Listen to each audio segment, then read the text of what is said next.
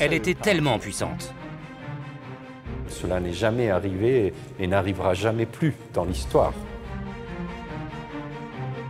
Elle fut reine de France, elle fut reine d'Angleterre.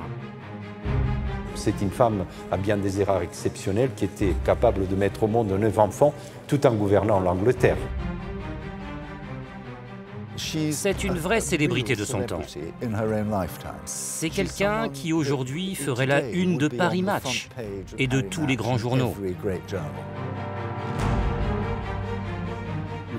Vous avez probablement entendu parler de Margaret Thatcher. D'une certaine façon, elle fut Madame Thatcher avant l'heure. Aliénor d'Aquitaine, une dame de fer qui repose dans cette abbaye millénaire. Fontevraud, dirigée depuis le XIIe siècle, fait unique pour l'époque par une femme, ce qui n'est pas pour lui déplaire. Aliénor continue d'habiter ce lieu qui lui ressemble tant. C'est une femme qui n'aime pas être commandée par les hommes. Elle veut jouer sa propre partition, exactement comme la puissante abbesse qui dirige alors cette communauté de femmes. Elle se sent très à l'aise ici, c'est indéniable. Elle y passe le plus clair de son temps, sauf quand les affaires politiques l'appellent. Et le pouvoir appelle très tôt la jeune héritière du duché d'Aquitaine. C'est à l'époque où le territoire de France est morcelé. Aliénor d'Aquitaine, qui a 13 ans, épouse Louis VII, l'héritier de la couronne française. La couronne française y voit là une occasion unique de s'emparer de ce duché immensément riche dans le sud-ouest.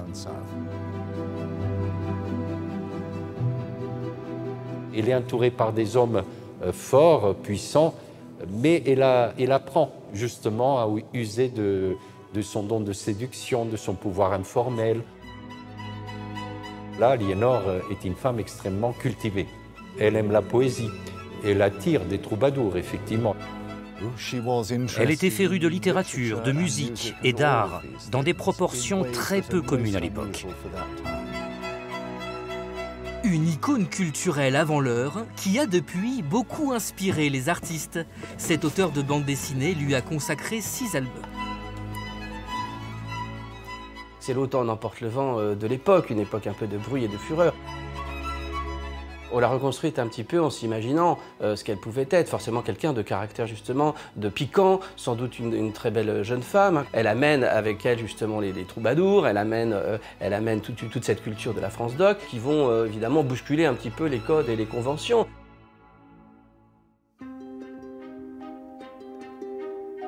Et c'est alors que peu à peu, leur mariage va se dégrader. La croisade a été terrible, a été très dure pour son mariage qui n'a pas résisté.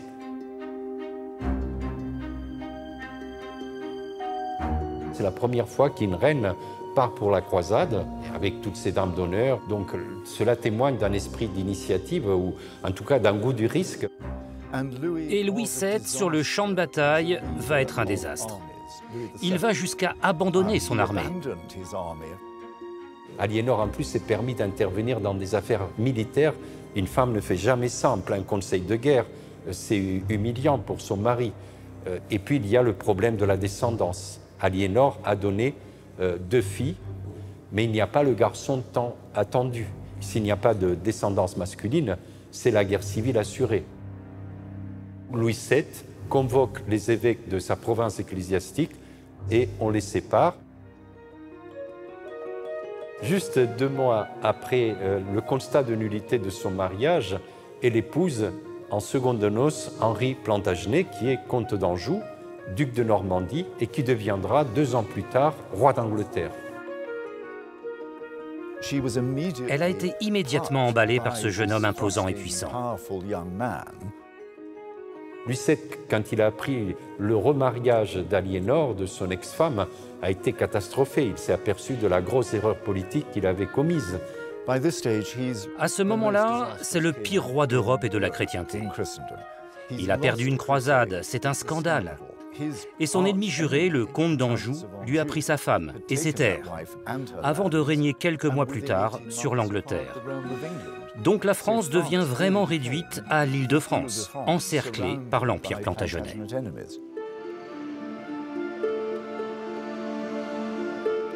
En Angleterre, Aliénor gère les affaires du royaume, d'ordinaire réservées aux hommes. Aliénor a une dizaine d'années de plus que son mari Henri II, donc ça lui donne un ascendant, une influence. C'est assez exceptionnel pour son temps. Quand son mari est sur le continent, Aliénor prend en charge le gouvernement de l'Angleterre. Si vous vouliez poursuivre en justice votre voisin ou démêler un conflit, il fallait demander audience à la reine pour espérer obtenir gain de cause. Mais lorsque son mari reprend le pouvoir et multiplie les infidélités, Aliénor décide de ne pas laisser passer. Une femme à l'époque est censée être la propriété de son mari. Elle est quasiment son esclave.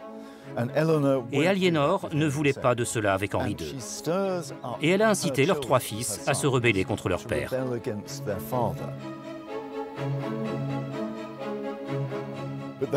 Mais cela a terriblement mal tourné pour elle. La rébellion a été matée, et Aliénor elle-même a été capturée, et elle a passé les 15 années suivantes enfermée, prisonnière de son mari. Mais attention, c'est une cage dorée d'une certaine façon. Bien sûr, elle a perdu toute possibilité d'exercer ses droits, mais en même temps, elle a un train de vie considérable. On suppose que lorsqu'elle a appris la mort d'Henri II, Aliénor était aux anges, parce qu'elle redevenait pleinement libre.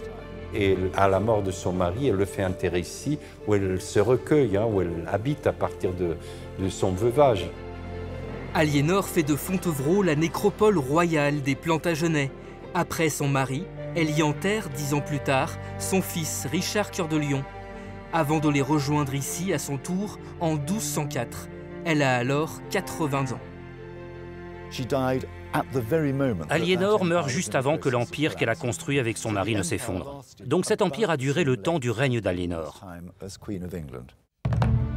Cela témoigne de l'incroyable force qu'elle a eue.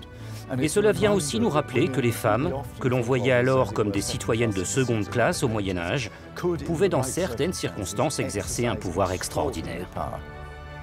Le sang d'Aliénor continue de couler dans les veines de la plupart des familles royales d'Europe. Encore aujourd'hui, elle demeure la grand-mère de l'Europe.